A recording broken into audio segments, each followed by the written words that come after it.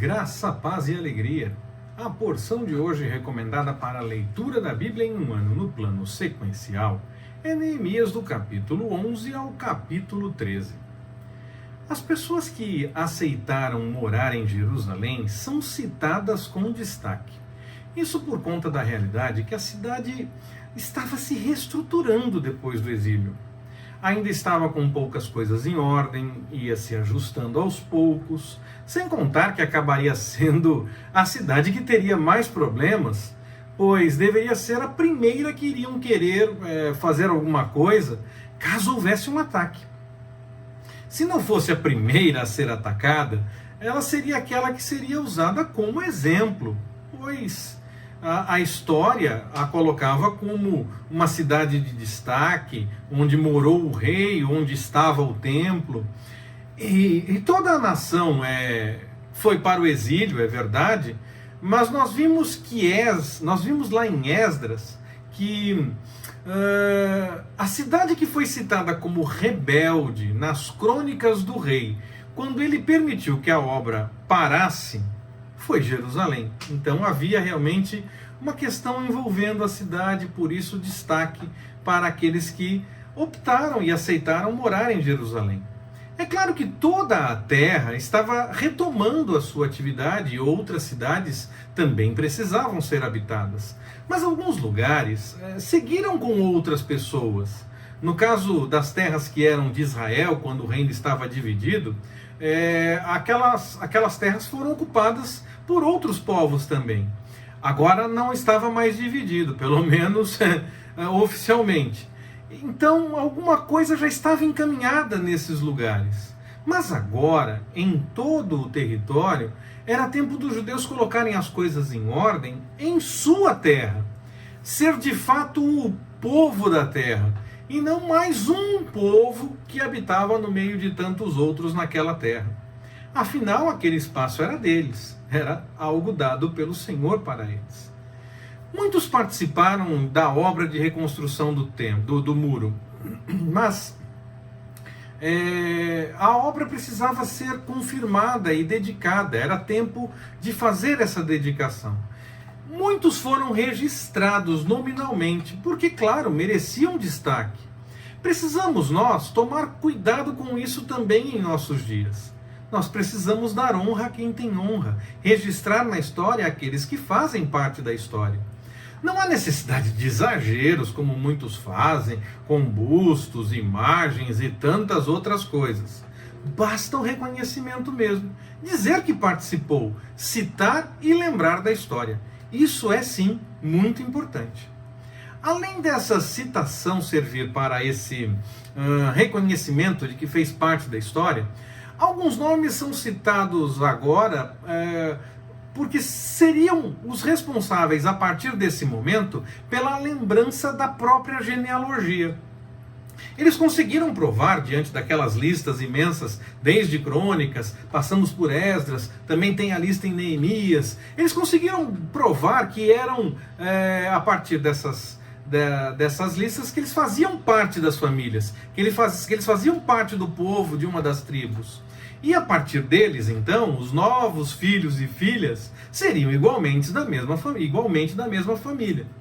Não seria mais necessário, como Crônicas fez, voltar até Adão de novo para confirmar isso. Bastava ter o reconhecimento daquele que provou que era da família e manter as regras da lei no que dizia respeito aos casamentos, sem misturar com outros povos. Eis a razão de Neemias, quando se ausentou e voltou, ter ficado tão chateado por estarem indo mais uma vez contra a lei. Claro, o motivo que aflora do próprio texto é a preocupação com o castigo por conta da desobediência. Isso está claro.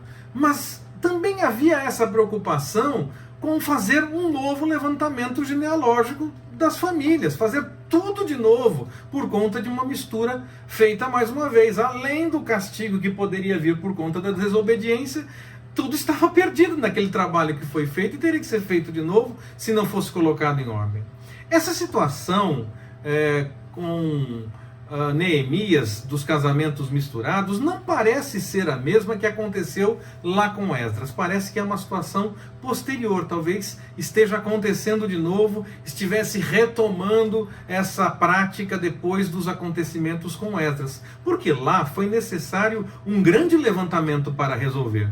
Em Neemias parece que ele próprio foi pessoalmente colocando as coisas em ordem, desde o caso do sacerdote que estava aparentado com Tobias, aquele mesmo que causava tantos problemas e reclamava da obra do muro lá no começo do livro. Lembra que tinha aquela questão de ser aparentado e ter informações de dentro? Pois é, era com o sacerdote, olha só.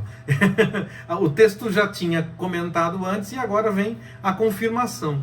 E ele também seguiu por todo o povo colocando essa situação em ordem. Então, parece que é uma situação nova, não a mesma que aconteceu lá com Esdras, mas uma nova situação, porque aí Neemias teve como resolver ele próprio sem ter que fazer um grande levantamento, como aconteceu lá no caso de Esdras. Além disso, se preocupou também em chamar a atenção do povo para a observação do sábado. Os outros povos faziam negócios com os judeus e podiam não ter essa regra do sábado, mas os judeus tinham. Então esses outros povos que vinham negociar com os judeus tinham que obedecer por tabela essa regra, ou ir fazer negócios em outro lugar, porque com os judeus não daria certo.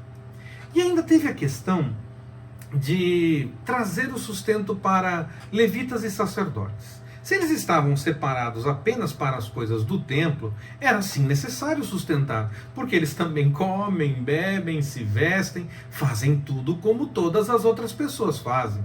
O povo, diz o texto, gostou de ter isso, mas acabou descuidando, o que fez com que os levitas voltassem a buscar o sustento em outros trabalhos. Neemias coloca isso em ordem mais uma vez. Para nós, quer seja para colaborar com aqueles que trabalham em tempo integral, digamos assim, na obra, ou com aqueles que atuam até de modo parcial, têm outro ofício, mas claro, não conseguem desenvolver e ter tantos recebimentos que sejam suficientes, porque não se dedicam só àquele trabalho, se dedicam também a uma obra em tempo parcial, no que diz respeito à obra do Senhor. Em alguns casos acontece isso, aqueles que trabalham e também desenvolvem trabalho na obra. Então, há o caso daquele que está em tempo integral e há o caso daquele que tem o seu trabalho e também desempenha uma função na obra. Nós precisamos sim ouvir do Senhor o chamado e dar o devido apoio a esses casos, tanto na questão do sustento mesmo para que o trabalho siga, o sustento financeiro, como também em oração, igualmente para que o trabalho siga. Nós sabemos que as batalhas são grandes e nós precisamos orar por aqueles que estão desempenhando um trabalho com mais dedicação na obra do Senhor. Porque na verdade todos nós estamos trabalhando nessa obra, quer não tenhamos uma função específica dentro da obra, dentro de uma igreja ou de alguma função assim, mesmo assim, nos nossos trabalhos, nos nossos estudos, onde quer que a gente vá, nós devemos tomar cuidado para testemunhar e falar do Senhor,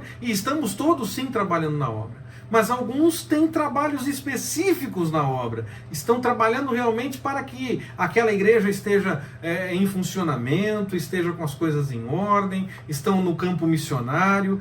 E essas pessoas então precisam tanto da nossa oração como do sustento financeiro para que possam desempenhar de forma mais tranquila e adequada o trabalho para o qual foram chamados. O Senhor chamou para o trabalho e Ele também chama pessoas para orarem por aqueles que se dedicam a esse trabalho e chama pessoas para contribuírem financeiramente para que o trabalho possa acontecer. Nós precisamos ouvir e saber qual é o nosso chamado, além da oração, se nós devemos nos dedicar à obra ou se nós devemos contribuir para que outros estejam trabalhando na obra, ou se devemos fazer as duas coisas, se o Senhor assim nos permitir. Sempre sem descuidar da oração. O povo se preocupou em conhecer a lei. As coisas foram explicadas, até choraram quando tiveram um novo contato com a lei. Começaram a obedecer, mas o tempo Passou, e talvez pouco tempo, e já estavam descuidando novamente. Nós precisamos ver esse exemplo e tomar cuidado com a nossa forma de agir. Nós buscamos o entendimento das coisas do Senhor, mas aos poucos pode parecer que nós estamos nos acostumando a viver as coisas, a fazer as coisas com certa naturalidade. Mais uma vez nós temos contato com as pessoas que ainda estão no mundo, que ainda estão longe dos caminhos do Senhor. E em vez de influenciarmos as pessoas para que elas mudem, nós é que corremos o risco de acabar aceitando algumas coisas e agir de forma diferente do que o Senhor quer que nós estejamos fazendo. A questão não é seguir regrinhas, pode isso ou não pode aquilo. Nós não estamos mais no tempo da lei. Mas nós temos que entender, com o discernimento do Espírito Santo, o que o Senhor quer de nós. O que nós devemos fazer e o que nós não devemos fazer. O que é conveniente e o que não é conveniente. Pode até parecer fácil ou mais fácil seguir regrinhas, é só dizer o que pode e o que não pode, mas era assim no tempo da lei, e nós sabemos que não era tão fácil assim. O povo errava mesmo tendo conhecimento e tendo que seguir regrinhas fixas. Neste tempo da graça que nós vivemos, não seguimos as regrinhas, mas seguimos a direção do Espírito para fazermos o que agrada ao Senhor. Algumas coisas são iguais para todos, é claro, mas algumas outras podem ser parte de um chamado específico do Senhor para a vida de cada um. Isso faz com que algumas ações possam ser diferentes, sim.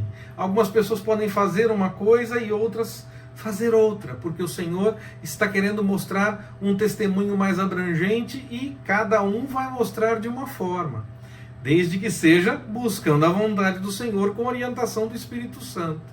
Nós precisamos conhecer a vontade do Senhor para que não ouçamos qualquer coisa e achemos que isso é a direção do Senhor. Nós precisamos saber qual é a vontade do Senhor e aí então ouvir de fato qual é o chamado do Senhor e ouvir o que Ele tem para cada um de nós e viver da forma como Ele nos chama a viver. Tomando cuidado, claro, para não nos acostumarmos com algumas coisas que fazemos e, por fim, acabarmos deixando de fazer o certo por mero costume ou porque achamos que não tem problema ou pode ser de um jeito diferente. Que o Espírito Santo possa realmente nos chamar ao caminho do Senhor e que nós possamos entender o que Ele tem para cada um de nós e que nós estejamos sempre prontos a deixar o erro quando for o caso e seguir debaixo da vontade do Senhor. Que Ele nos abençoe. Forte abraço, até mais, permitindo o Senhor.